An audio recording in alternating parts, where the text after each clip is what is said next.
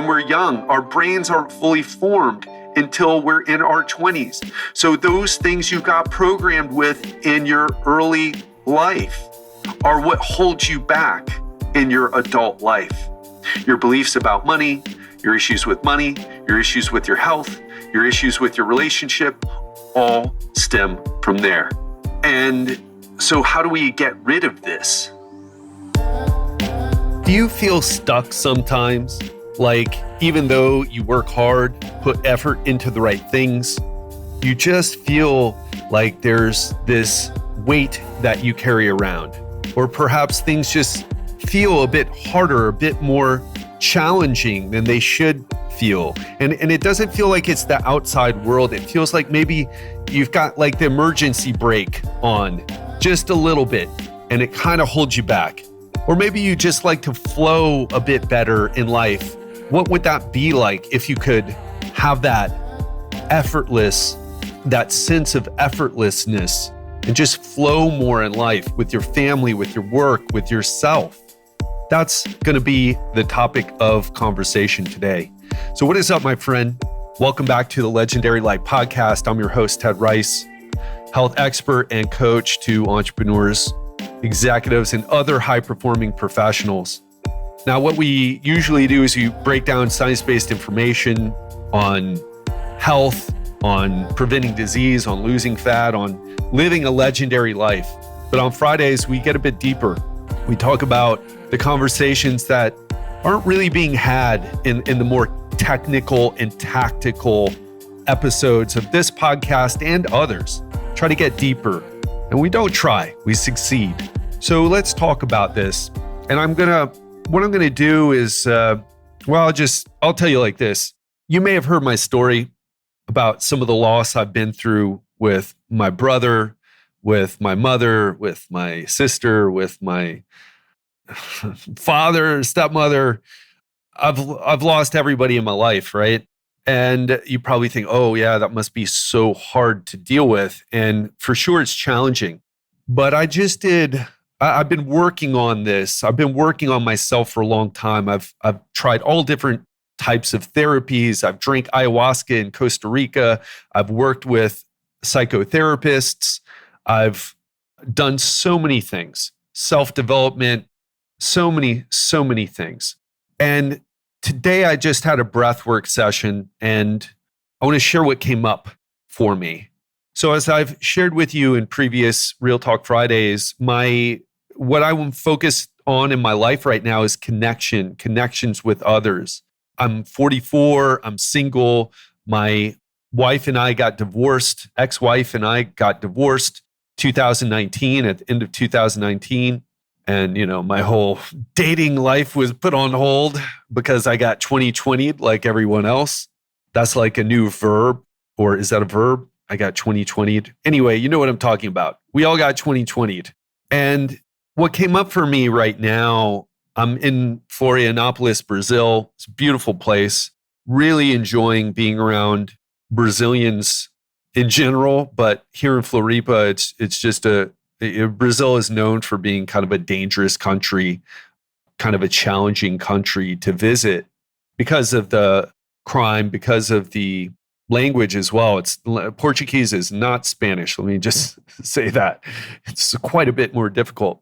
And one of the things that I've taken away from being in Brazil that I like so much, no, I love, I appreciate so much, I almost borderline envy, is the connection that Brazilians have with their family, with their friends. They just have such an effortless and deep connection with one another. It makes, when people say, oh, America is a country that puts family first, it's like, do you really? What kind of standard are you using? Because you go to these other countries and you really see people living that. Not, oh, I work 100 hours a week and it's all for my children. Not to get off on a tangent, but you really see people living in connection with their families, with their friends, making time for those things, right? Which is, we pay lip service in America and other Western countries to the importance of family. But we're off doing other things. And, oh yeah, I'm working 100 hours a week for my family. Yeah, that's what they really need, a bunch of money, right? Not you. Anyway, I digress. And I grew up that way. My parents were always working. I did it all for you. Well, kind of, right? I was just addicted to work. And I liked buying things that I really didn't need, trying to fill the emotional emptiness in my soul, but it never worked. So I just kept buying more and making more money. But I digress. What I want to talk about today is I was doing this breath work session, and what came up for me is that a lot of my issues connecting with other people has to do with this fear/anxiety that I carry around with me always. And what came up for me today, what started to evolve, that thought started to evolve, or that feeling, really, the imagery, is a lot of it comes from my experiences with my mother when I was very young. And for those of you who don't know, she was abusive, right? Like not beating the crap out of me, those types of things. And there's no need to get into the details because the details aren't actually as important. But she was mentally ill. She was the point is, she was very scary to be around when I was a kid. And what ends up happening now, you may have had that situation with your parents. You may have had a different situation. And we're going to talk about how this is relevant to you in a minute. So let me just kind of finish here. So I was a young boy, 3, 4 years old, with this scary mother. And it's like, if you can't trust your mother, if you can't be safe around your mother, man, you live in a dangerous world. You live in a world where you really need to watch your back around everyone, because if you can't even trust if you can't be safe around your own mother, you can't be safe around anybody. Now that's not true. And we're putting words to this, but that was the feeling as a child that I had. And I want to talk about this. You know, all that talk about inner child.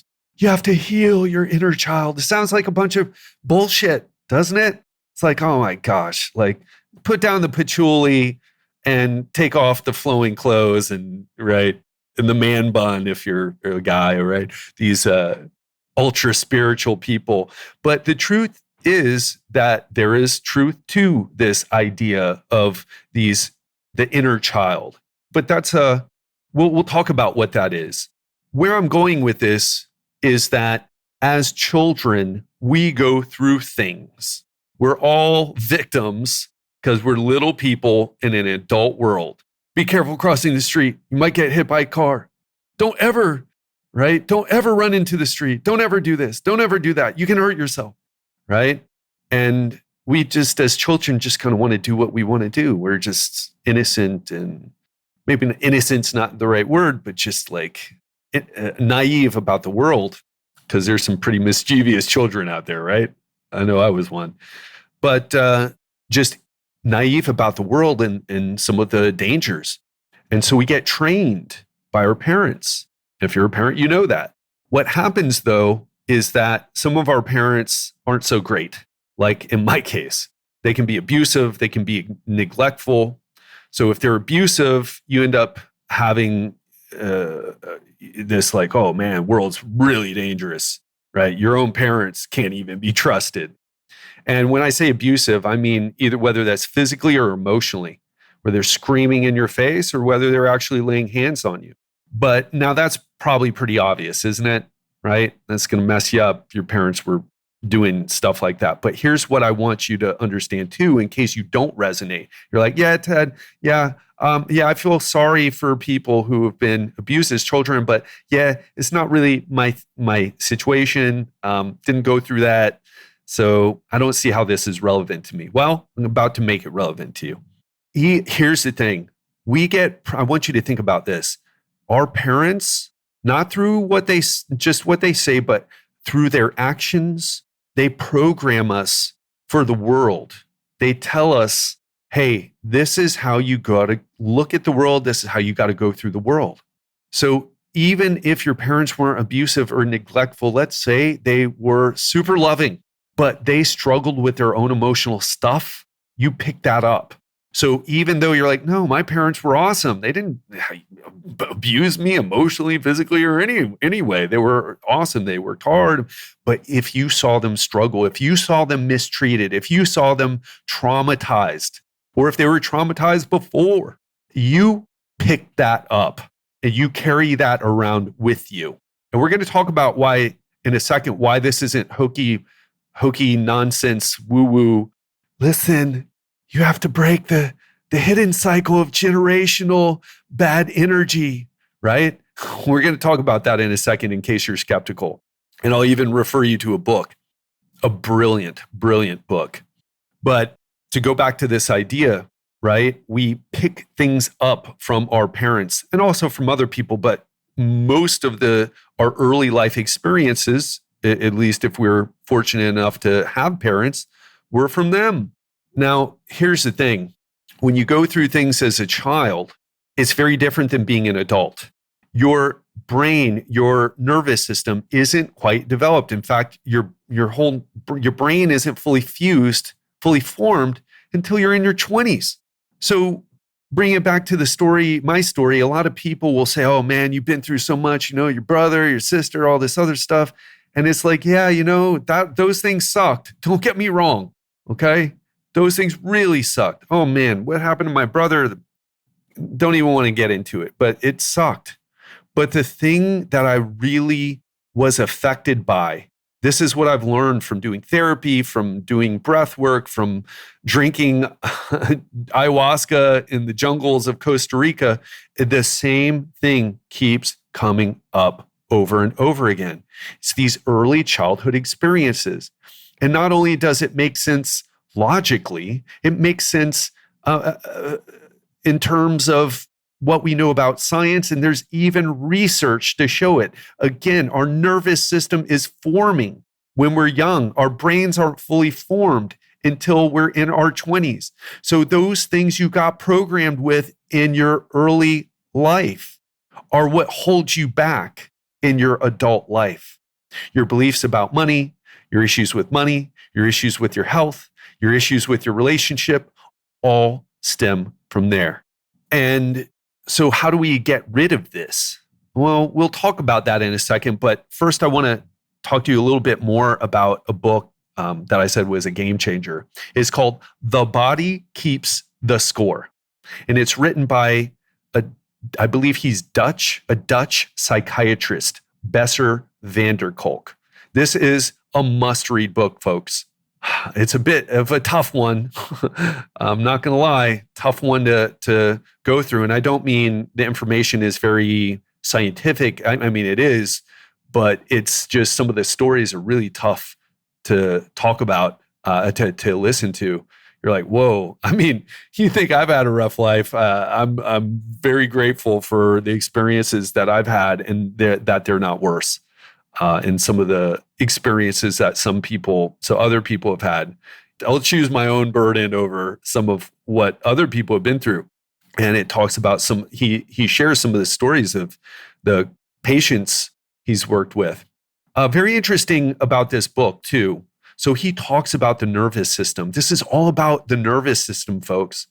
Success is about managing our emotions. Success in any area of your life, health, wealth, relationships, it's about managing your emotions. It's about overcoming those things that you dealt with in the past, or for lack of a better word, traumatized by in the past. Watching your parents struggling to pay the bills, watching your parents being mistreated by their boss or because of their skin color or whatever the reason is, right? It's traumatizing, right? And if you think that's too strong of a word, it's just a shortcut to say that those negative events that have happened in our life get burned into our brain because they help us prepare, evolutionarily speaking, those negative events. We have what's called a negativity bias as human beings. You're like, oh, look, the baby. Oh, cat videos. Oh, look at the puppy. The puppy's so cute. Oh, look at the puppy. Oh, look at the baby, right? Yeah, okay, great. But it doesn't really leave a lasting memory, at least for not most people. But hey, something negative happens. And it's just all of us were wired like that. I'll be reading. I read my my reviews on the podcast sometimes, and I've got like hundreds and 500, 600, I forget how many, mostly positive reviews. But there's like a couple of 1-star ones, and someone said something really negative, and guess what? I remember that one negative review more than all the freaking 599 other reviews. It's just how we're wired as human beings. And the reason this is because we did come from a very dangerous place in the past. Hunter-gatherer life was dangerous. So was agricultural life. And not just from predators and, people who are better fighters than they are hunters and say, well, I'll kick your ass and take your stuff. I'm talking about just from disease, from the environment, from the harsh winters, right? So we come from a very dangerous world. And now we're all sitting in our butt. I don't know about you, but I'm sitting in a luxury. It's a studio, but it's a nice big studio, luxury, like this desk chair, super comfortable. We're all in this, in these climate controlled, like, oh, this chair, I just wanted, let me buy a more comfortable chair. Oh, my bed's a little too firm or a little too soft, right? We're all in these nice, cushy places in modern life, but we still have the same brains. We still have the same wiring. And it works against us today, right? Because we're just not, we're really wired for dealing with short-term threats, not with the chronic stress that we deal with these days, right? So without going on too much more of a tangent there, what happens is we get programmed by our childhood.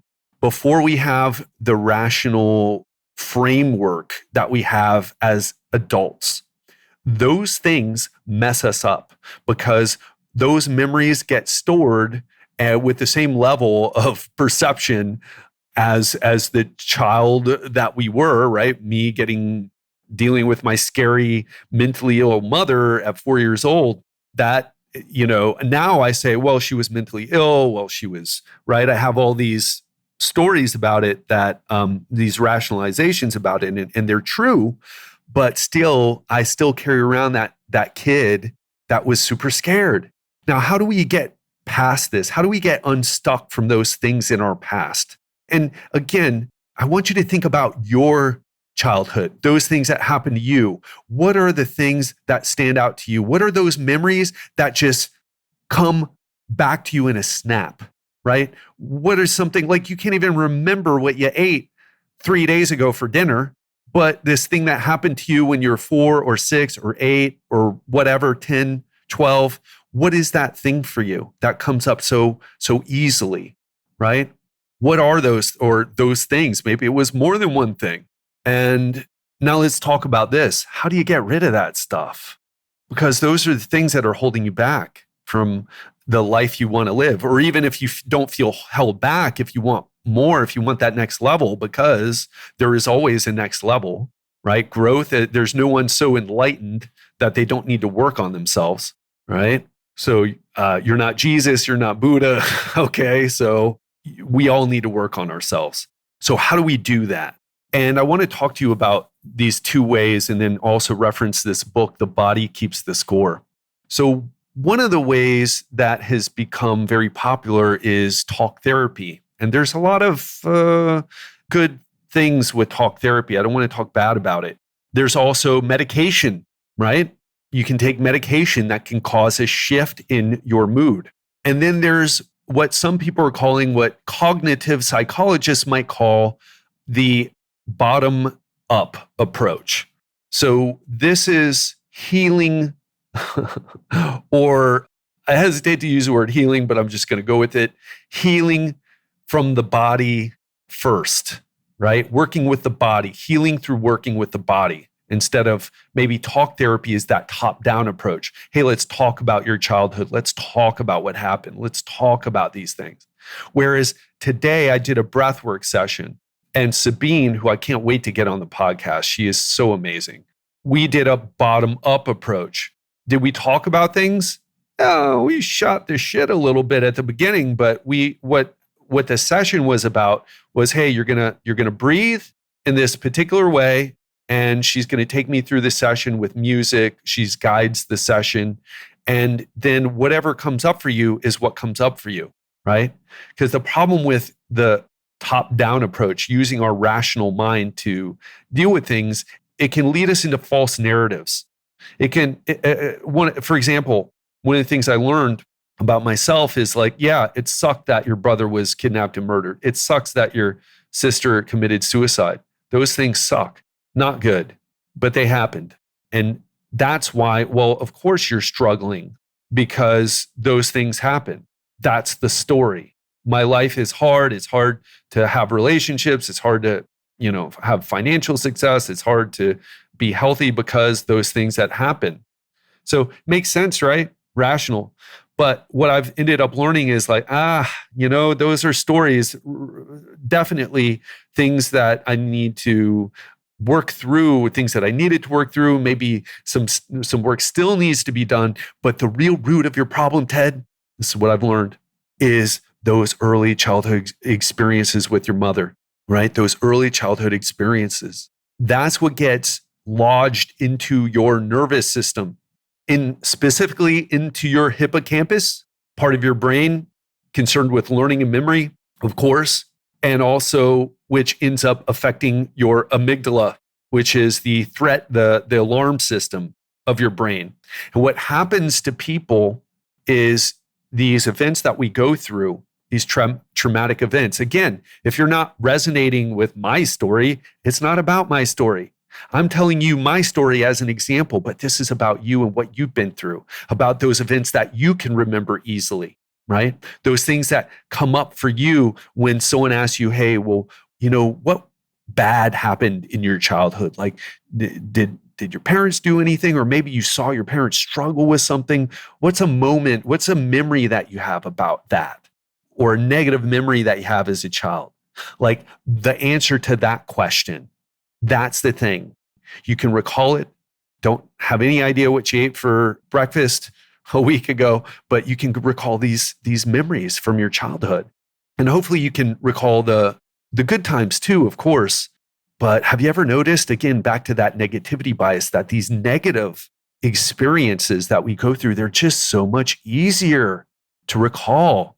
And that, again, it goes back to, I don't want to say a design flaw of the brain, but probably a better way to call it is a mismatch, what evolutionary biologists refer to as a gene environment mismatch. And what that means, by the way, is that our genes programmed us to be a certain way. It's why it's so hard to lose fat. It's why it's so hard to not buy the shiny thing that you should save money, but you end up buying things or eating a lot when you shouldn't eat. You got a whole lot of weight to lose, but hey, that part of you is saying, hey, eat now. We don't know when we're going to be able to eat again. It's like, you're going to be able to eat again. We got Uber Eats. If you're like, oh God, I'm starving. Oh, and, you got Uber Eats delivering your food. We don't live in that world of scarcity. So what I'm trying to say, folks, is that we've got to dig a bit deeper. So let me talk to you again about this book, The Body Keeps the Score. So what are we talking about? These events that, and they don't have to all be from our childhood. They can be from later if they're very traumatic. I could name a few off for sure that were very traumatic for other people. But the point is this, those things that happen to us, I don't want to say they leave scars. Right? I think that's a bit too much. But what they do is they train our brains. They get programmed, they get stored rather in our hippocampus, an area of our brain that's concerned with learning and memory. Of course, that's where they're stored, right? And then that affects your threat detection system. So if you've ever known someone who walks around on edge, you don't know anyone like that, right? Just mentioned something about politics on Facebook. People go crazy. What do you think that's about? You think it's really about the politics? You think it's really about the political conversation? It's about that person who is already walking around on edge. And what can do that? Certainly childhood trauma, certainly trauma later on in life, if it's very intense. Certainly, we can traumatize ourselves. I'll give you it's not a funny example, but kind of an interesting one. So have you ever noticed on Netflix that the that like there every week there's like a new serial killer documentary, and you start listening to it. I don't watch that stuff at all, by the way, but with what I've been through, it's not what I want to spend my time learning about or experiencing or watching.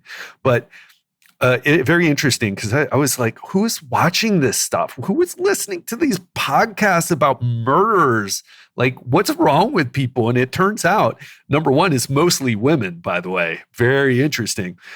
So also very interesting. Men are most likely to be the victims of trauma, but women are more likely to be diagnosed with post-traumatic stress disorder.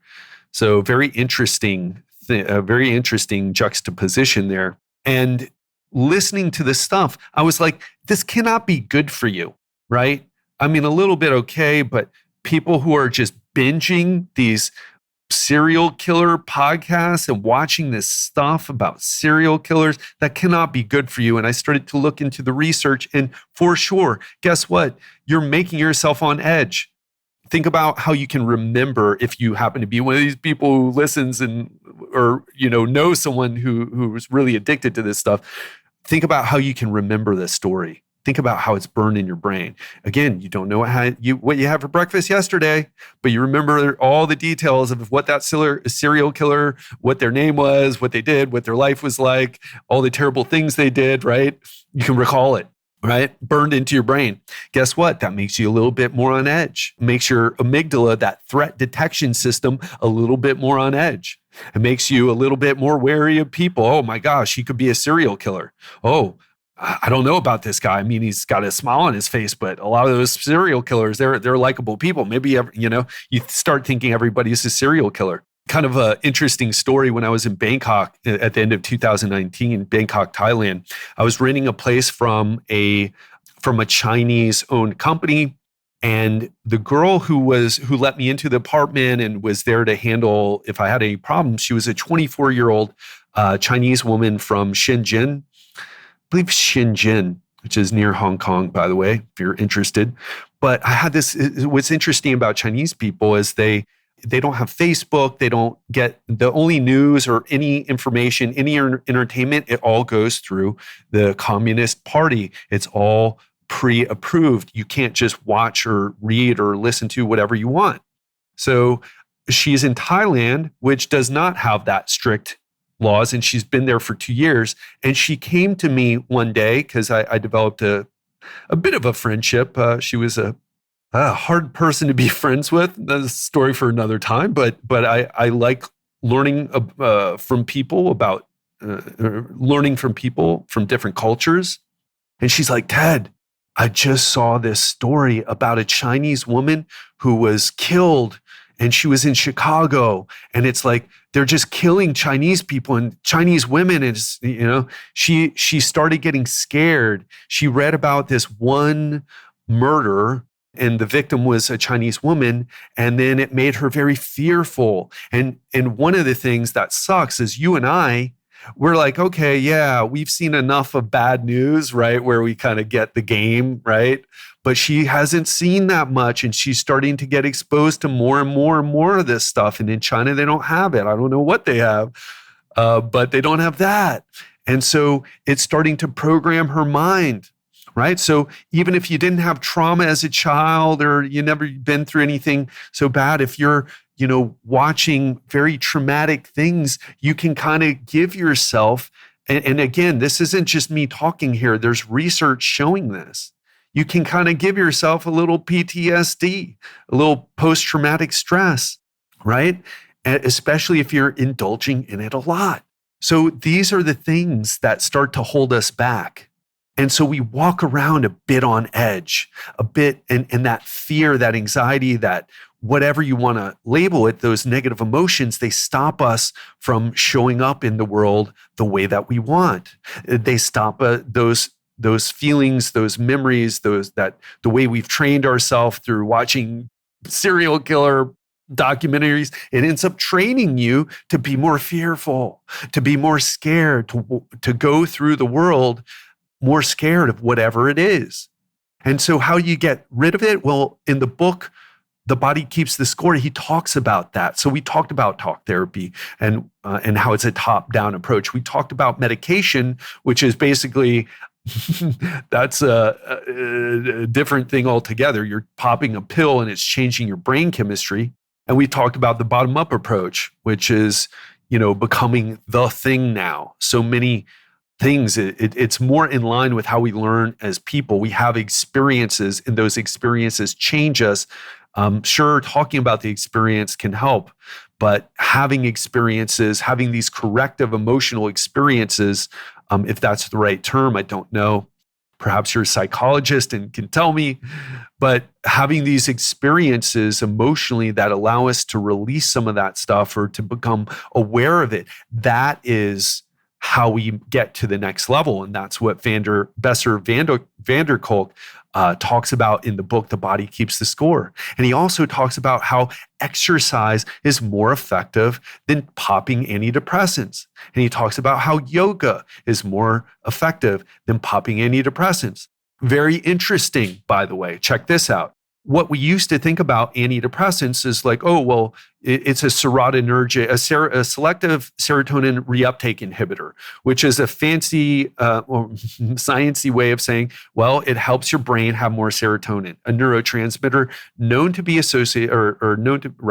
associated with a better mood, less stress, less fear, so higher serotonin. But what they found out is that's not how it works. It works by increasing something called BDNF, because when you take an antidepressant, it takes about a month to kick in. That's what the doctor will tell you. But it influences your neurotransmitters right away. So what is going on? Well, it influences something called brain-derived neurotrophic factor. Guess what else releases brain-derived neurotrophic factor? Aerobic exercise. Aerobic exercise. And guess where this stuff takes action? In your hippocampus. Where did we talk about where negative memories are stored? In your hippocampus. Am I losing you? I hope not. I hope the dots are being connected. If you're a little bit, if you're not into the brain science that I'm into, but hopefully you're starting to see these dots being connected here. Very interesting. Small hippocampi. Right? If you have a small hippocampus, you are more likely to have post-traumatic stress disorder. So there's all these things connecting experience in our brains, and we're able to even tell, like people with smaller hippocampi, they're more likely to have post-traumatic stress. Guess what makes your hippocampi bigger, your hippocampus bigger? Aerobic exercise. It causes neurogenesis, the creation of new brain cells in your hippocampus, right? So start connecting. I hope you're able to start connecting the dots there, folks. Besser Vander Kolk also talks about it's EMDR, eye movement. Oh, I forget what it's called. Eye movement resensitization. Oh man, I can't remember what it's called, but it's called EMDR. Now it's something that I haven't experienced yet, but I'm going to be meeting with a psychologist who specializes in EMDR, and I'm going to experience it, and I'll tell you. There's raving reviews about it. There's even peer-reviewed research on it. So I'm very curious. I'm really having success with the breath work, but if you're having these blocks, if you're not able to achieve the success in your life, there is an answer, and it comes through experience. Yes, talk therapy can help. No, I'm not a doctor, I'm not a psychologist, but I'll tell you my personal belief, having tried antidepressant medication before and saying, this isn't bullshit, is that it is bullshit. It's a Band-Aid. Okay. I'm not saying never use it, but if you're like, oh, well, I've just been on antidepressants for 10 years, probably going about things the wrong way. All right. There are other options. Now, I'm not saying to stop taking it right away, work with your doctor, but if you're on something and you've been on it for a long time, you might want to try working with someone else who can help you go a bit deeper instead of the Band-Aid that antidepressants seem to be. By the way, another quick point about the book, The Body Keeps the Score. Besser Vander Kolk talks about when antidepressants first came out, and he thought, wow, this was going to change the game. It's going to change the game. Just take a pill and people are going to be cured. They're going to be cured of their depression, their anxiety. How amazing. He even, get this, folks, did research. He participated in research on these antidepressants. I believe Prozac was the one. And years later, what he says is, look, people struggle with this stuff because they have intense emotions. And what taking a pill does, an antidepressant does, is it helps a person handle those intense emotions. But what he realized, and what I believe to be true as well, is that it's just a distraction from doing the work, the deeper work that needs to be done.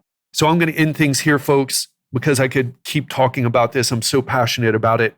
I know it was a bit all over the place, but I want to ask you, what is your big takeaway from today? What is the big takeaway? What is the big lesson? What is the actionable thing that you could even do today? That's what I want to leave you with. So thank you so much for listening. I've got a call with a client in 5 minutes. If you enjoyed today, I highly recommend you subscribe if you haven't already. I love doing Real Talk Fridays. It allows me to go a bit deeper into my story, what I've learned, what's going on in the world, and how it's relevant to our lives. Most importantly, we focus on what we can do to break the cycle that we're living in to create the life that we truly deserve. So again, looking forward to serving you in next week's episode. In fact, it's going to be amazing. I promise you. We have an episode.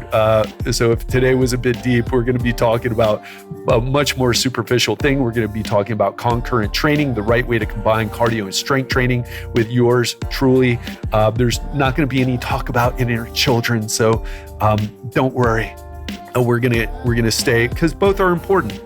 Both are important. The techniques are important. So even if you are struggling with some depression, some anxiety, and you're interested in what we talked about today, about your hippocampus and how we can, create new brain cells, increase our hippocampal volume through exercise, you're going to want to listen to this episode, because I'm going to teach you how to combine strength training and exercise together. I'm going to tell you how to prioritize cardiovascular training, how the right way to do it is, so that you're still getting some strength training in, and it's going to be great, folks. And if you want to keep the conversation going with me, hit me up on Twitter. That is where I am now spending all my time on social media. Not all my time, but all my social media time. So connect with me. I'm at Ted Rice, TED_RYCE.